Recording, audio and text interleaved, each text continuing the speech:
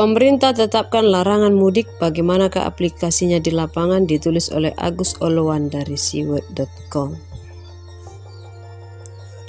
Hari ini pemerintah mulai menggulirkan paket bantuan sosial untuk wilayah DKI Jakarta disusul wilayah Bodetabek.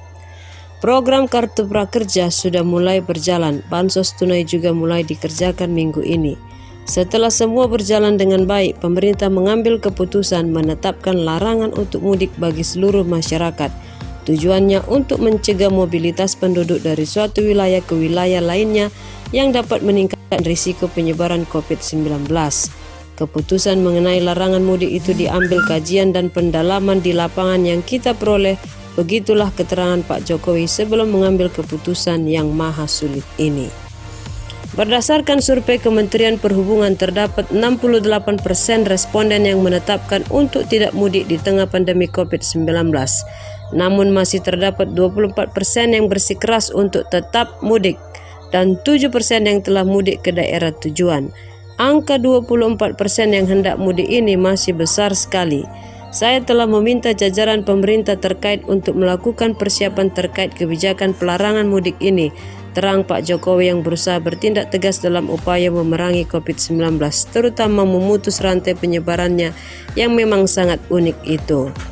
Pemerintah memutuskan untuk melakukan pelarangan mudik pada Ramadan dan Idul Fitri untuk wilayah Jabodetabek. Selain itu, larangan tersebut juga berlaku untuk wilayah yang sudah ditetapkan PSBB dan yang masuk zona merah virus corona. Pengambilan keputusan ini didasari oleh hasil survei Kementerian Perhubungan yang mendapati 24% warga masih berkeinginan untuk melaksanakan mudik Lebaran 2020.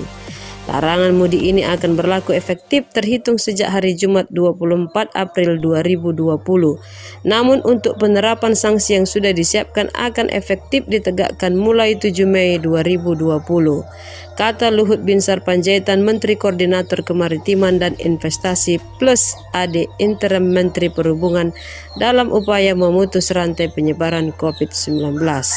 Menurut Luhut, sanksi kepada warga yang bersikukuh pergi mudik akan diberikan secara bertahap, bertingkat, dan berlanjut.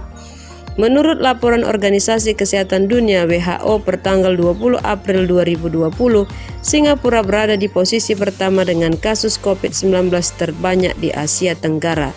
Terdapat 8.014 kasus pasien positif terinfeksi COVID-19 di negara tersebut. Indonesia berada di belakangnya dengan 6.760 kasus pasien positif terinfeksi COVID-19. Filipina di posisi ketiga dengan 6.469 kasus. Selanjutnya ada Malaysia dengan 5.425 kasus, Thailand dengan 2.792 kasus, dan Vietnam 268 kasus. Demi menekan angka peningkatan penularan COVID-19, pemerintah Jakarta memberlakukan pembatasan sosial berskala besar atau PSBB yang sudah berlangsung selama 11 hari. Namun nyatanya upaya ini belum bisa dimaksimalkan untuk menekan tingkat penularan. Pun di daerah-daerah sudah semakin banyak kasus penyebaran COVID-19. Hal ini terjadi karena ketidakjujuran dan sikap cuek serta tidak patuh terhadap anjuran-anjuran yang sudah dikeluarkan oleh pemerintah dalam upaya menangani pandemi global ini. Sikap acuh dan ngeyel mengakibatkan sekarang ribuan sudah terdeteksi COVID-19 dan sudah menyentuh angka 7.135 kasus yang positif terdeteksi corona. Sehingga pelarangan mudik ini sangat penting dan diharapkan optimal sehingga pasien yang mengidap COVID-19 bisa berkurang. Lantas bagaimana aplikasi dari pelarangan mudik yang sudah menjadi budaya dan melekat pada diri masyarakat Indonesia ini?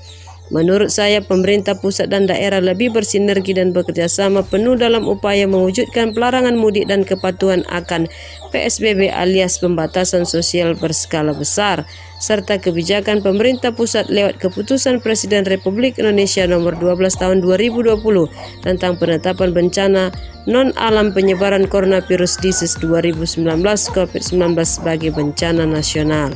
Bencana nasional yang tentunya butuh penanganan serius bahkan super serius yang melibatkan seluruh pihak, pemerintah daerah dan juga swasta serta bahkan kaum oposisi harus mampu memberikan bantuan, bukannya cibiran atau ejekan. Jadi saatnya kita menjadi bagian dari upaya memutus rantai penyebaran COVID-19 Dan biarlah pahlawan medis, diantaranya dokter, perawat, tenaga medis lainnya yang bertugas untuk mengobati pasien yang telah terkena. Karena sejujurnya kita tahu siapa yang sudah kena wabah dan siapa yang tidak, sehingga dengan di rumah saja, bekerja dari rumah, belajar dari rumah, dan beribadah di rumah saja, maka kita sudah menjadi pahlawan pemutus rantai COVID-19.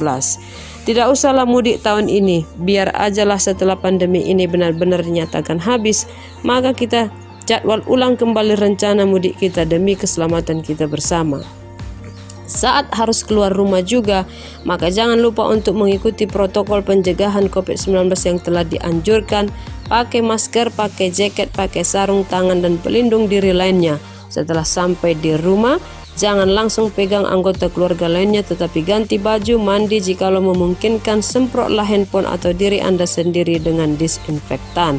Semoga kita menjadi warga negara yang patuh dan taat kepada aturan dan keputusan pemerintah demi keselamatan kita bersama. Sekian.